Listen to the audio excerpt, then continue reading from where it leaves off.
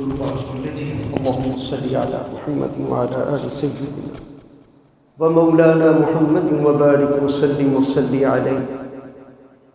يا رب صل وسلم دائم الخلق كلهم مولاي صل وسلم دائما أبدا على حبيبك من زالت به العصور. أعوذ بالله من الشيطان الرجيم. ولا تباشروهن وأنتم عاكفون في المساجد. صدق الله العظيم. رمضان المبارک کا آج 20واں روزہ ہے. خوش نصیب لوگ، قسمتوں والے لوگ، اللہ جن سے راضی ہے وہ لوگ آج کئی سارے ممالک میں اللہ کے مہمان بننے کے لیے مسجدوں کی طرف جائیں گے اور 10 دن کے لیے اللہ کے مہمان بنیں گے. یقینی بات ہے جتنا بڑا میزبان ہوا کرتا ہے، نوازشیں، عطائیں اور دینا بھی اتنا ہی بڑا ہوا کرتا ہے. جب کوئی میزبان کو خوش کرتا ہے مہمان جا کے، تو میرے عزیز دوستو، میزبان پھر مہمان کو نہیں دیکھتا کہ یہ کس کوالٹی کا ہے، پھر میزبان اپنی شان کو دیکھتا ہے کہ میں اپنی شایان شان اس کو نوازوں. مسجد حرام میں آج بہت زیادہ خوش نصیب اللہ کے مہمان بننے والے ہیں. مسجد نبوی میں مہمان بننے والے ہیں، اور بھی دنیا کی بڑی بڑی مسجدوں میں اللہ کے مہمان بننے والے ہیں. تو بھائی، بڑی خوش نصیبی ہے ان لوگوں کے لیے جو اللہ کے مہمان بننے کے لیے آج تیار ہو چکے ہیں.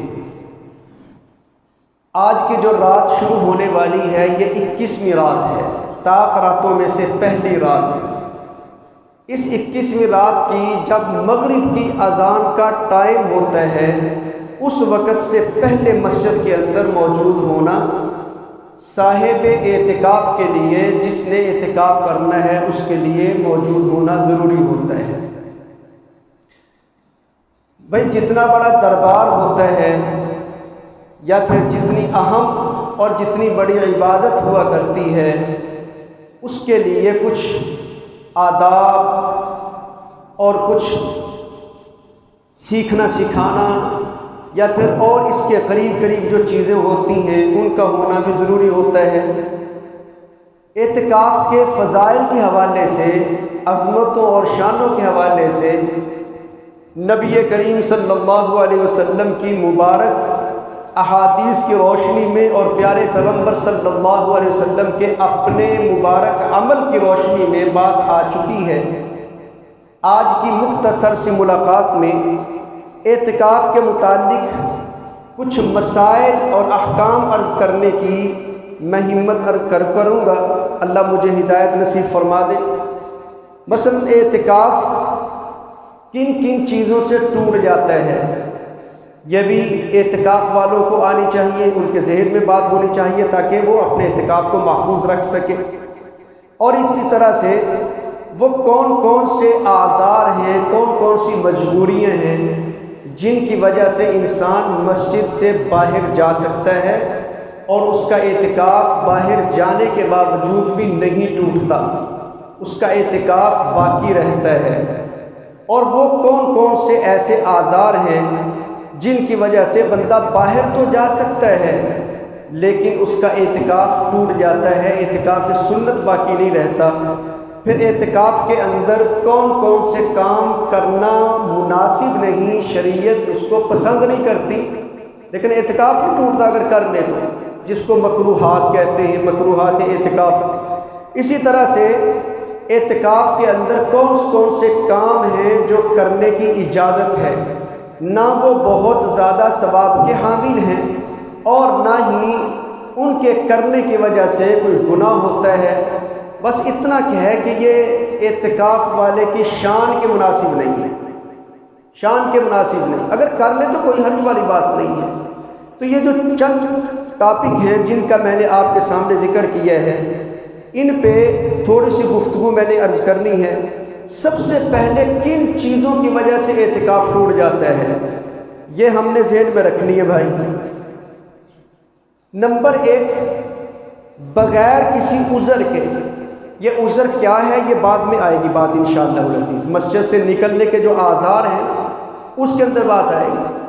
بغیر کسی عذر کے اگر کوئی آدمی مسجد سے نکل جاتا ہے، چاہے وہ نکلنا آدھے منٹ کے لیے بھی کیوں نہ ہو، یہ مسجد کی حد ہے جہاں پہ ہم جوتے اتار رہے ہیں، وہ گیٹ بند کرنے کے لیے بھی کیوں نہ گیا ہو، میرے عزیز دوستو اس سے بھی اس کا اعتکاف ٹوٹ جاتا ہے، اس لیے کہ وہ بغیر عذر کے باہر چلا گیا ہے۔ اور دوسرے نمبر پہ اگر عورت اعتکاف میں بیٹھی ہوئی اپنے گھر کے اندر کسی جگہ کا تعین کر کے، پہلے بات آ چکی ہے، تو عورت کو اگر اعتکاف کے دوران دن میں یا رات میں کسی وقت بھی مینسز آ جاتے ہیں، ماہواری آ جاتی ہے، خون آ جاتا ہے، جس کی وجہ سے اس کی نماز معاف ہو جاتی ہے اور اس کے روزے مؤخر ہو جاتے ہیں، خامد کا اس کے قریب آنا جائز نہیں ہوتا، تو میرے عزیز دوستو اس عورت کا اعتکاف بھی ٹوٹ جاتا ہے۔ اسی طرح سے اگر کوئی آدمی اعتکاف بیٹھا ہوا ہے، اعتکاف کی حالت میں اپنی بیوی سے بیوی والے تعلقات قائم کر لیتا ہے، یہ بیوی والے تعلقات قائم کرنے سے پہلے جو میاں بیوی تعلقات قائم کرنے کے جو لوازمات ہوتے ہیں ان کو اگر اختیار کر لیتا ہے، جس کو دوائی جماع کہتے ہیں، یعنی جماع سے ملنے سے پہلے کے کچھ جو اعمال ہوتے ہیں میاں بیوی کے، اگر وہ شہوت کے ساتھ کر لیتا ہے تو اس بندے کا بھی اعتکاف ٹوٹ جاتا ہے۔ عزیزو یہ وہ چیزیں تھیں جن چیزوں کی وجہ سے اعتکاف ٹوٹ جاتا ہے۔ اگر کسی معتکف نے ان کاموں میں سے کوئی ایک کام کر لیا تو اس کا اعتکاف ٹوٹ جائے گا۔ دوسرے نمبر پہ وہ آزار، جن آزار کی وجہ سے انسان مسجد سے نکل سکتا ہے، وہ کون کون سے ہیں؟ ان میں سے کچھ ایسے ہیں جن کے نکلنے کی وجہ سے اعتکاف ٹوٹے گا نہیں، اور کچھ آزار ایسے ہیں جن کے نکلنے کی وجہ سے انسان کا اعتکاف ٹوٹ جائے گا، اعتکاف اس کا باقی نہیں رہے گا۔ وہ 3 طرح کے آزار ہیں بھائی۔ نمبر 1، آزار طبعیہ، یعنی طبعی عذر۔ طبعی عذر سے کیا مراد ہے؟ انسان ہے، جیتا جاگتا انسان ہے، کھاتا پیتا انسان ہے، ظاہر ہے جب کوئی انسان کھائے گا پیے گا تو اس کو تقاضے کی ضرورت بھی پیش آئے گی، بات کی ضرورت پیش آئے گی، قضاء حاجت کی ضرورت پیش آئے گی۔ اب اس بندے کو پیشاب کرنے کے لیے یا پیخانے کے لیے مسجد سے باہر ہی جانا ہوگا، یہ طبعی عذر ہے۔ اعتکاف کرنے والا بات میں جا رہا ہے پیشاب کے لیے، پیخانے کے لیے، تو اپنی ضرورت پوری کر کے فوراً واپس مسجد میں آ جاتا ہے، اس کا اعتکاف نہیں ٹوٹتا۔ اعتکاف پہ معمولی سا بھی فرق نہیں پڑتا بھائیوں، اس لیے کہ یہ ضرورت طبعیہ ہے۔ اسی طرح سے اگر اعتکاف کے دوران دوپہر کو آرام کر رہا ہے یا رات کو آرام کر رہا ہے، اس معتکف کو غسل کرنے کی ضرورت پیش آ جاتی ہے، غسل واجب کی ضرورت پیش آ جاتی ہے، تو اس سے بھی اس کا اعتکاف ٹوٹ جاتا ہے۔ اعتکاف نہیں بلکہ اس سے بھی اس کو فوراً مسجد سے نکلنے کی اجازت ہے، بلکہ اس کے لیے نکلنا ضروری ہے۔ بس ایک بات ذہن میں رکھیں کہ جب اعتکاف کے دوران غسل کرنے کی ضرورت پیش آ جائے، ایک گرمی والا غسل ہے، وہ غسل نہیں، یعنی غسل جنابت جس کو کہتے ہیں، بندہ اب نماز نہیں پڑھ سکتا جب تک غسل نہ کرے، قرآن پاک کی تلاوت نہیں کر سکتا جب تک غسل نہ کرے، جس کو احتلام کہتے ہیں۔ اگر احتلام ہو جاتا ہے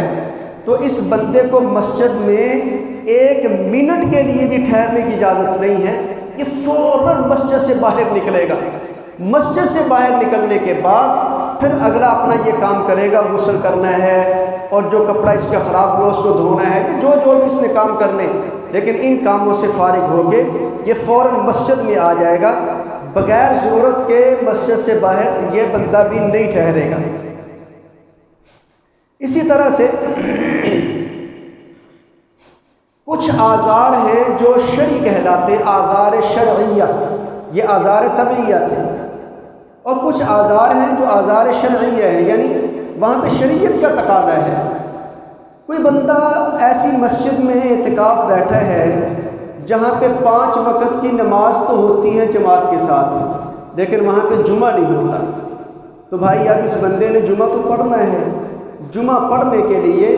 یہ جامع مسجد کے اندر اگر جاتا ہے تو یقینی بات ہے اس کو مسجد سے نکلنا پڑے گا جس مسجد میں اعتکاف بیٹھا ہوا ہے۔ اس بندے کو مسجد سے نکلنے کی، جمعہ پڑھنے کے لیے اجازت ہے، یہ نکل سکتا ہے۔ اس کے جانے کی وجہ سے اس کا اعتکاف نہ ٹوٹے گا اور نہ ہی اعتکاف پہ معمولی سی بھی کوئی زد آئے گی، لیکن اس جانے والے کو یہ کرنا ہوگا کہ وہاں جا کے اگر سنت ادا کرنا چاہتا ہے پہلے سنت ادا کر لے، فرائض ادا کر کے فوراً اگر وہاں سنتیں پڑھنا چاہے پڑھ لے، اگر نہ پڑھنا چاہے تو وہ اپنی مسجد میں واپس آ جائے، یہاں پہ آ کے نماز پڑھ لے، وہ باقی نماز اس کو احتیاط کرنی چاہیے اس معاملے میں۔ یہ شرعی عذر تھا۔ اور کچھ آزار ہیں جو آزار ضروریہ ہیں، یعنی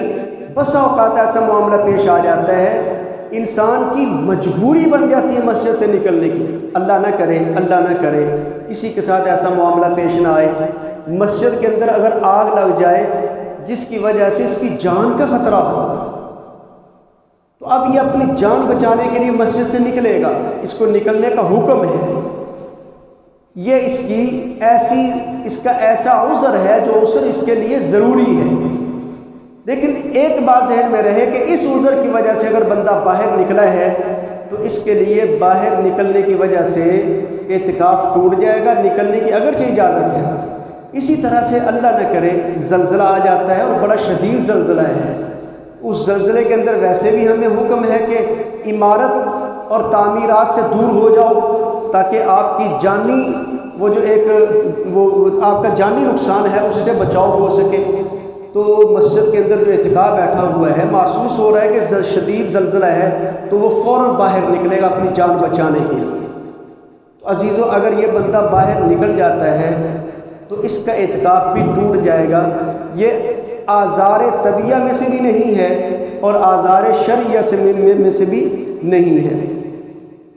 اس لیے ایسی صورتیں اگر پیش آ جاتی ہیں، ضرورت پوری کرنی ہے، باہر نکلنا ہے، تو اعتکاف ٹوٹ جائے گا بھائی۔ پھر تیسرے نمبر پہ اعتکاف کے اندر کون کون سے کام بندہ کر سکتا ہے۔ نمبر 1، مسجد میں اعتکاف کے دوران جب کھانے کا ٹائم ہو تو کھانا کھا سکتا ہے، پانی بھی پی سکتا ہے، اور اسی طرح سے مسجد میں سونا ہے، اعتکاف کے دوران پرسکون ماحول میں سوئے، اور بال کٹوانا چاہے تو بال بھی کٹوانے کی اجازت ہے، اس کو مونچھیں وغیرہ ہیں یا پھر یہ داڑھی کے نیچے والا جو خط ہے یا کوئی اور اس کے بال ہے جو کٹوانا چاہتا ہے، لیکن شرط یہ ہے اس کے بال مسجد میں نہ گریں، کوئی ایسا بندوبست کرے جس سے بال باہر گریں، مسجد میں نہ گریں۔ اسی طرح سے کوئی بندہ اگر ضروری بات کرنا چاہتا ہے اس کو بھی اجازت ہے، کوئی حرج والی بات نہیں ہے، کپڑے بدلنا چاہتا ہے، خوشبو لگانا چاہتا ہے، سر میں تیل لگانا چاہتا ہے، سرما لگانا چاہتا ہے، یہ سارے کام اعتکاف کے دوران ٹھیک ہیں، کوئی حرج والی بات نہیں ہے۔ اسی طرح سے کوئی ڈاکٹر صاحب مسجد میں بیٹھے ہوئے اعتکاف، ان کے پاس کوئی مریض آ گیا ہے معائنہ کروانے کے لیے، چیک اپ کروانے کے لیے، تو ڈاکٹر صاحب کو مریض چیک کرنے کی اجازت ہے، اور مریض چیک کر کے تشخیص کر کے نسخہ لکھنے کی بھی اجازت ہے، کوئی حرج والی بات نہیں ہے۔ اور اسی طرح سے قرآن پاک کی تلاوت یا پھر دیگر دینی امور جو ہیں ان کے اندر انسان کو زیادہ سے زیادہ مصروف ہونا چاہیے۔ یہ تو عبادت کے اندر چار چاند لگانے والی بات ہے، عبادت کے اندر نور اور روشنی پیدا کرنے والی اور جان اور طاقت پیدا کرنے والی چیزیں ہیں بھائیو۔ اسی طرح سے برتن ہیں، کپڑے ہیں، اگر ان کو دھونے کی ضرورت پیش آ رہی ہے تو مسجد سے باہر جا کے نہیں دھوئے گا، بلکہ مسجد کے اندر بیٹھ کے اس طریقے سے دھوئے گا کہ پانی مسجد سے باہر گرے برتن دھونے کا، اس لیے کہ مستعمل پانی جو وضو کا پانی ہوتا ہے یا برتن دھونے کا جو پانی ہوتا ہے اس کا مسجد میں گرنا مناسب نہیں ہوتا، مسجد کی بے ادبی ہوتی ہے۔ اور اسی طرح سے مولوی صاحب نکاح میں بیٹھ گئے تو وہ اعتکاف میں بیٹھ گئے، نکاح پڑھانے کے لیے آ گئی بارات، تو مولوی صاحب مسجد میں اعتکاف کے دوران نکاح بھی پڑھا سکتے ہیں، اور اگر کسی کا نکاح اعتکاف والے کا نکاح ہو رہا ہے تو وہ اعتکاف کے دوران مسجد میں اعتکاف اپنا نکاح پڑھوا سکتا ہے، کوئی کسی طرح کی اس میں حرج والی بات نہیں ہے۔ مسجد میں جب ظاہر اعتکاف بیٹھا ہوا ہے تو بھائی اس نے کھانا پینا بھی ہے، اس کھانے پینے کے ساتھ پھر اس کو ہوا خارج کرنے کی ضرورت پیش آئے گی، مجبوری ہے، اس کے لیے وہ مسجد سے باہر نہیں جائے گا بلکہ مسجد کے اندر ہی اپنی ہوا بھی خارج کر سکتا ہے، یہ اس کے لیے مباح اور جائز ہے۔ کوئی بندہ مسجد میں اعتکاف بیٹھا ہے، وہ اعتکاف کے دوران خرید و فروخت کر سکتا ہے، خرید و فروخت میں کوئی ممانعت نہیں ہے، لیکن شرط یہ ہے کہ سودا جو ہے وہ مسجد سے باہر ہو، مسجد کے اندر نہ ہو۔ اور یہ جو خرید و فروخت ہے یہ دو طرح کی ہوا کرتی ہے، ذہن میں رکھیں۔ ایک ہے تجارتی خرید و فروخت، نفع کے لیے، کہ جو باہر اس کا کام چل رہا تھا وہی اعتکاف کے دوران اس نے کام شروع کیا ہوا ہے، فون پہ کام چل رہا ہے، اس کا تجارت چل رہی ہے، اتنا مال فلاں جگہ بھیج دو، اتنا مال میرے پاس بھیج دو، یہ کر دو وہ کر دو، یہ تو بھائی قطعاً اجازت نہیں ہے اس کی اعتکاف کے دوران۔ ہاں، بندہ اعتکاف بیٹھا ہے، اس کے گھر کی ضروریات کے لیے کوئی اور بندوبست نہیں ہے پورا کرنے میں، مثلا سبزی لینی ہے، گھر کے دوسرے وہ راشن وہ لینے ہیں، کوئی اور چیز لینی ہے جو گھر کی ضرورت ہے، اسی نے ضرورت پوری کرنی ہے، تو اب یہ ضرورت اپنی اعتکاف کے دوران اس انداز میں پوری کرے گا۔ مسجد کے سامنے سے کوئی سبزی والا گزرا، مسجد کے سامنے سے کوئی اور چیز جس کی اس کو ضرورت تھی وہ بیچنے والا گزرا، یہ مسجد کے اندر کھڑے ہو کے اس سے بات چیت کر سکتا ہے، چیز منگوا کے دیکھ سکتا ہے اور اس سے خرید و فروخت کر سکتا ہے۔ یہ جو خرید و فروخت ہے، اس خرید و فروخت میں کوئی کسی طرح کی قباحت والی بات نہیں ہے، لیکن جو تجارت والی خرید و فروخت ہوتی ہے بھائیوں وہ ٹھیک نہیں ہے، وہ اعتکاف کے دوران کرنا ٹھیک نہیں۔ یہاں تو اللہ سے لینے کے لیے آئے ہیں، یہاں اپنے تجارتی یا کاروباری معاملات طے کرنے یا ان کو بڑھانے کے لیے ہم نہیں آئے، تو دونوں میں فرق ہے خرید و فروخت میں، اس لیے ہمیں ایسی خرید و فروخت سے اجتناب کرنا ہوگا۔ اعتکاف کے کچھ آداب ہیں، بڑا گھر ہے، بڑا دربار ہے اور میزبان بھی بڑا ہے، اس کے آداب بھی کچھ ایسے ہونے چاہیے۔ تو بھائی میزبان کے پاس جا کے مہمان کو چاہیے ہر ایسا کام کرے جس سے میزبان کی خوشی میں چار چاند لگے، میزبان بے حد خوش ہو، اور میزبان خوش اتنا ہو جائے کہ وہ نوازشات کا دروازہ کھول دے۔ ہم اللہ کے مہمان بننے جا رہے ہیں، معتکفین اللہ کے مہمان بننے کے لیے آج اللہ کے گھر میں آئیں گے، تو بھائیو اللہ بہت بڑے اور اللہ کا گھر بھی بڑا عظیم، بڑی تقدیس کا تطہیر کا مالک، بڑی عظمتوں کا مالک، اس لیے یہاں کے آداب بھی کچھ ایسے ہی۔ ان آداب میں سب سے بنیادی جو چیز ہے وہ یہ ہے کہ فضول جو بات ہے، بات چیت، اس سے بندہ پرہیز کرے، اجتناب کرے، فضول گفتگو میں انسان نہ پڑے۔